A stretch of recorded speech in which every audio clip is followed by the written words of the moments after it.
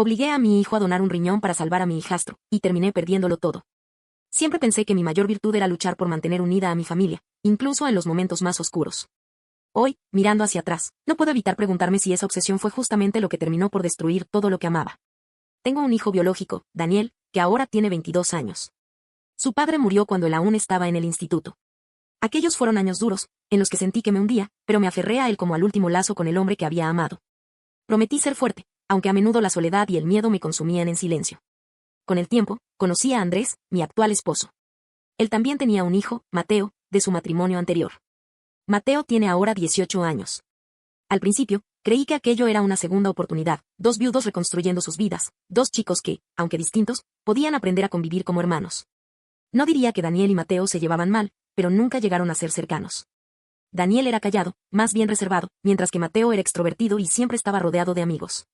Se toleraban, compartían espacios sin grandes discusiones, pero jamás hubo un vínculo real.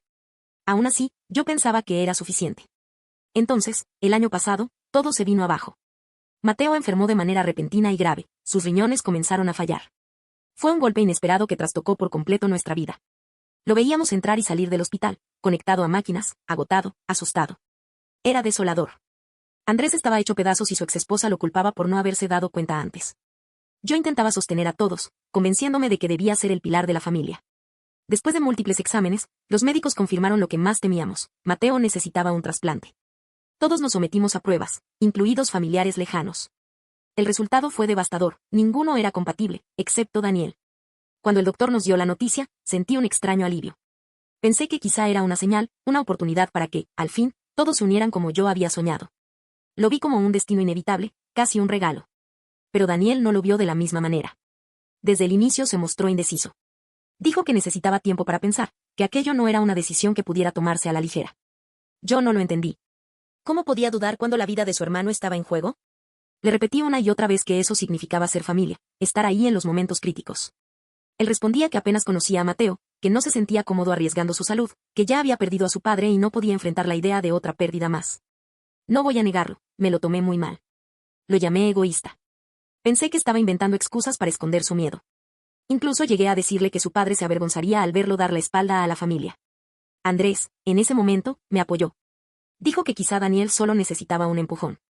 Y aquel empujón se convirtió en el centro de todas las conversaciones en casa, en discusiones repetitivas que no llevaban a ningún lado. Yo estaba enfadada, asustada, desesperada.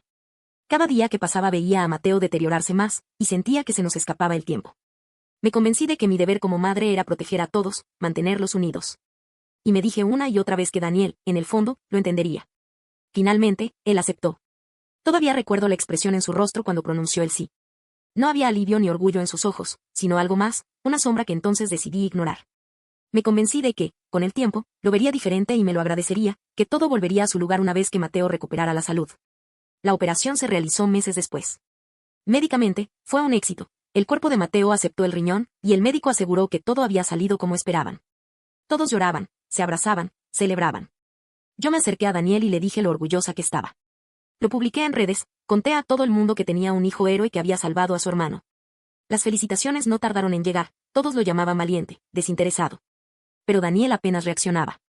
Cada vez que alguien mencionaba el tema, parecía incómodo, como si estuviera cargando con un peso que nadie más veía. Yo pensé que solo necesitaba tiempo para recuperarse, tanto física como emocionalmente. No sabía, en ese instante, que lo que estaban haciendo entre nosotros era una distancia que con los días se haría insoportable. Con el paso de las semanas, la recuperación de Daniel se volvió extrañamente lenta. Estaba siempre cansado, pálido, con un aire de agotamiento que no se disipaba aunque durmiera todo el día. Perdía peso, apenas hablaba, evitaba las reuniones familiares. Yo intentaba convencerlo de que comiera mejor, de que tomara su medicación, de que descansara. Él solo asentía en silencio, pero entre nosotros se había levantado una barrera invisible. Dejó de aparecer en las cenas de casa. Luego, dejó de contestar mis llamadas. Al poco tiempo, decidió mudarse a un apartamento en la otra punta de la ciudad. Dijo que necesitaba espacio, y yo me repetía que era una señal de independencia, que todo joven a su edad buscaba su propio camino. Pero, en el fondo, sabía que lo estaba perdiendo. Mientras tanto, la recuperación de Mateo tampoco fue sencilla. Aunque médicamente estaba estable, algo en él también había cambiado. Pasaba mucho tiempo encerrado en su habitación, retraído, evitando hablar del tema. Yo lo interpretaba como un efecto secundario de todo lo vivido, pero con los días comprendí que lo que pesaba sobre él era culpa. En casa, Andrés y yo empezamos a discutir cada vez más. La tensión crecía. Las conversaciones terminaban en reproches y silencios prolongados. Él se mostraba más distante, menos cariñoso, como si se hubiera roto algo entre nosotros que ya no sabía cómo recomponer. Un día, decidí llevarle compras a Daniel. Lo encontré pálido, con los ojos hundidos, y me pidió que no entrara. Se quedó en la puerta, apenas la abrió unos centímetros. Con voz quebrada me dijo que no quería verme, que no estaba preparado. Le pregunté qué había hecho mal, le insistí en que lo amaba y que solo había intentado hacer lo correcto. Él no respondió, simplemente cerró la puerta. Me quedé paralizada, sin aire. Bajé las escaleras, me subí al coche y lloré hasta que ya no me quedaban fuerzas. Por primera vez sentí que todo lo que había hecho por amor quizá no era amor en absoluto, sino otra cosa, algo más oscuro que no me atrevía a nombrar. Los meses siguientes fueron aún más duros.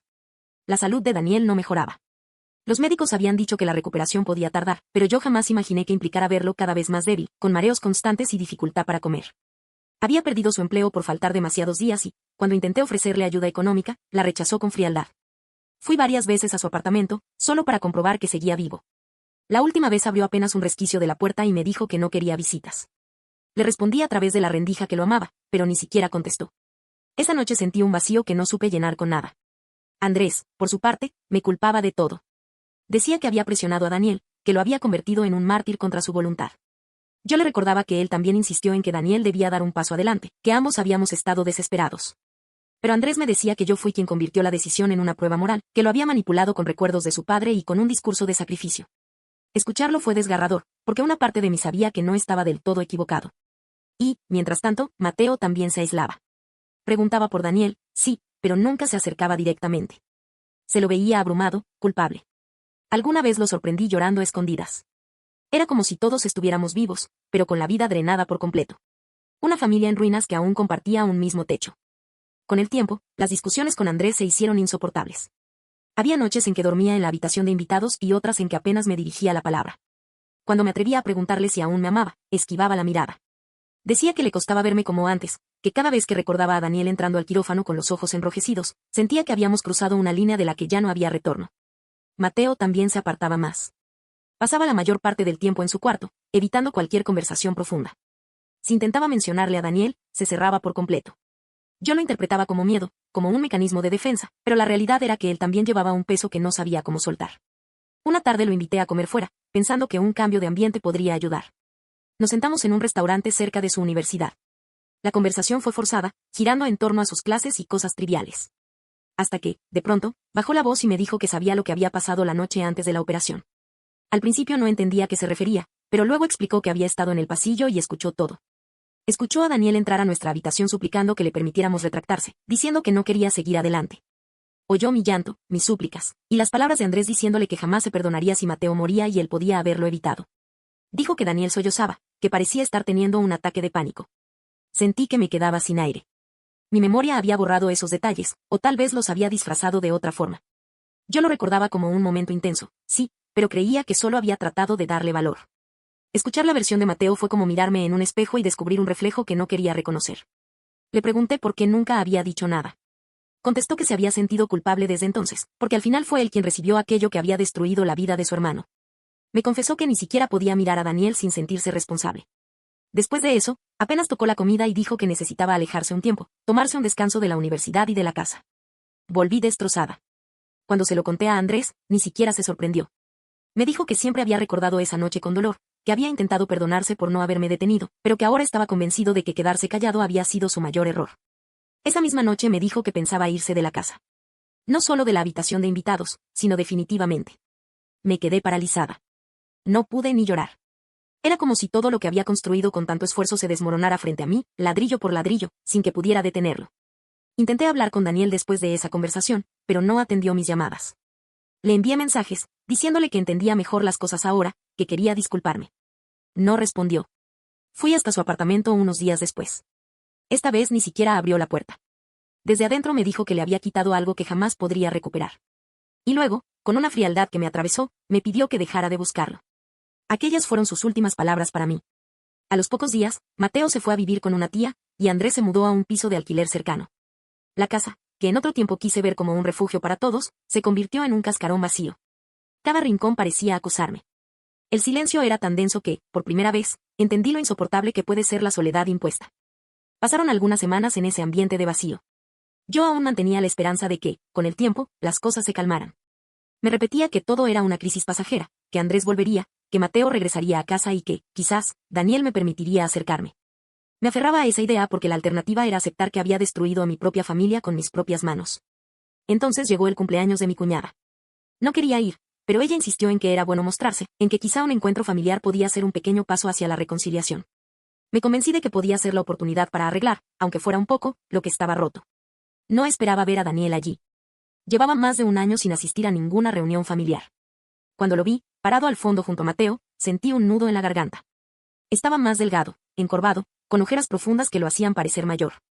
Fue como un golpe de realidad. Mi hijo estaba deteriorado y yo ni siquiera había notado cuánto hasta ese momento. La reunión transcurrió con incomodidad, pero sin incidentes. Andrés apenas me dirigió la palabra. Mateo se mostró educado, aunque distante. Yo intentaba mantener la calma, pensando que, quizás, el simple hecho de estar todos bajo el mismo techo era un pequeño logro. Hasta que alguien, un primo de Andrés, comentó en voz alta lo increíble que era lo que Daniel había hecho por su hermano. Dijo que no mucha gente se sacrificaría de esa manera, que era un héroe. Yo sonreí, esperando que tal vez ese reconocimiento abriera una puerta, aunque fuera mínima, entre nosotros. Pero Daniel no sonrió. Con voz firme, aunque quebrada, respondió que él no era un héroe. Que había sido presionado para hacerlo. La sala entera quedó en silencio. Entonces lo dijo todo. Les contó a todos que se había negado varias veces, que yo lo había manipulado usando la memoria de su padre, que le hice sentir que la única manera de ser querido era renunciar a una parte de sí mismo. Dijo que la noche antes de la operación intentó retractarse, pero que yo lloré, le supliqué y le dije que era su deber. Mencionó a Andrés también, diciendo que su padrastro le advirtió que si no lo hacía destruiría a la familia. Su voz temblaba, pero cada palabra era un golpe directo a todo el relato que yo me había contado para justificar mis actos. No podía moverme. Sentía como si me hubieran dejado desnuda frente a todos, sin posibilidad de ocultarme. Miré a Mateo y su rostro era de pura vergüenza, no podía sostenerme la mirada. Y entonces, alguien preguntó si lo que Daniel decía era cierto. Andrés, después de un silencio que se me hizo eterno, respondió simplemente, sí. Lo es. Yo lo dejé pasar. Eso fue todo lo que dijo, pero bastó para sepultarme. El ambiente cambió de inmediato. Nadie gritó, nadie me confrontó de forma directa, pero el juicio estaba en sus miradas, en la forma en que la gente se apartó, en cómo se fueron retirando uno a uno. Yo salí poco después, sin despedirme. Caminé hasta el coche con las piernas temblando y el corazón como una piedra en el pecho. A partir de ese día, todo se desmoronó definitivamente. La historia se propagó por la familia, entre los amigos, en la iglesia, incluso entre los vecinos. Antes me llamaban buena madre, ejemplo de sacrificio. Ahora solo recibía silencio o miradas de lástima. Intenté escribirle a Daniel de nuevo, pero bloqueó mi número. Le mandé un último mensaje pidiéndole perdón, asegurándole que no esperaba nada, pero tampoco le llegó. Mateo, por su parte, me escribió un escueto mensaje diciendo que necesitaba un tiempo lejos de todos. Y Andrés. Andrés no tardó en enviarme los papeles del divorcio. Ni siquiera me lo dijo en persona. Le llamé, pero nunca contestó. Creo que aquella fiesta fue la gota que colmó el vaso para él. No es que siguiera enojado, es que había terminado. La casa, que alguna vez soñé llena de voces y de risas, se convirtió en un eco vacío. Apenas salía para trabajar o comprar lo indispensable.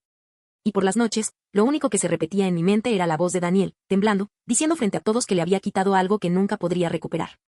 Pasaron los meses y todo terminó de romperse. El divorcio con Andrés se formalizó sin grandes discusiones legales, pero el proceso me desgastó más de lo que puedo explicar. Él no quiso quedarse con casi nada, solo quería salir de mi vida. Dijo que no soportaba seguir casado con alguien que podía convencerse de que destruir a un hijo por salvar a otro era un acto de amor. Esas palabras me atravesaron y, por primera vez, no tuve fuerzas para defenderme. Mateo se fue a vivir con familiares y volvió a la universidad después de un descanso. Una tarde me visitó, la única vez que lo hizo desde aquella explosión familiar. Fue incómodo, hablamos poco. Me dijo que seguía en contacto con Daniel, que él estaba delicado, que su salud no era buena, pero que aprendía a vivir con ello. Yo apenas pude hacer preguntas, porque sabía que ya no tenía derecho a nada. Mateo me dijo algo que nunca olvidaré, que Daniel lo había perdonado. No porque creyera que lo sucedido estaba bien, sino porque cargar con odio lo estaba consumiendo. Aclaró también que ese perdón no significaba que quisiera volver a verme o tenerme en su vida, y que lo mejor que podía hacer era respetar esa distancia. Lo entendí. Por doloroso que fuera, lo entendí. Después de su visita, me quedé sentada mucho tiempo en silencio. Me di cuenta de que lo único que podía hacer ahora era aceptar que había perdido a mis hijos, a mi esposo, y que nada de lo que hiciera los traería de vuelta. La familia que intenté construir con tanto empeño ya no existía, y en ese intento desesperado de mantenerla unida la había destrozado yo misma. Empecé terapia hace unos meses. Al principio, era solo culpa y llanto. Poco a poco, mi terapeuta me mostró algo que nunca había querido reconocer, que lo que yo llamaba sacrificio muchas veces era control. Que detrás de mi necesidad de mantener todo unido había un miedo profundo a quedarme sola, a revivir las pérdidas del pasado. Y ese miedo me llevó a forzar a los demás a cumplir un papel que nunca les correspondió. Lo entendí tarde, pero lo entendí, el amor sin respeto no es amor. Yo no respeté la decisión de Daniel, no respeté su derecho a decir no, ni su derecho a cuidar su propio cuerpo y su propia vida. Me convencí de que yo sabía más, de que era por el bien de todos, pero en realidad lo que hice fue quitarle la libertad de elegir. Y esa deuda no se paga con palabras. He escrito cartas que probablemente nunca le enviaré. En una de ellas, solo le digo con claridad, que me equivoqué, que no lo escuché, que le fallé. Que espero que encuentre paz, incluso si eso significa no volver a verme nunca. Guardé esa carta en una caja, sabiendo que enviarla sería un acto egoísta, más por mí que por él. Hoy vivo sola en un apartamento pequeño, trabajo en un centro comunitario. La vida es tranquila, aunque el silencio pesa. Y, sin embargo, empiezo a entender que lo único que puedo ofrecerle a Daniel ahora es dejarlo ser libre, respetar su decisión de mantenerme fuera de su vida. Si alguna vez pudiera hablar con él una última vez, le diría que lo amo, pero no con ese amor que lo asfixió y lo obligó, sino con uno nuevo, más honesto. Le diría que lo amo lo suficiente como para dejarlo vivir en paz, aunque eso signifique nunca volver a cruzar nuestros caminos. Ese, al final, es el único acto de amor verdadero que me queda. No olvides dejar tu opinión en los comentarios, dejar tu like y compartir este video.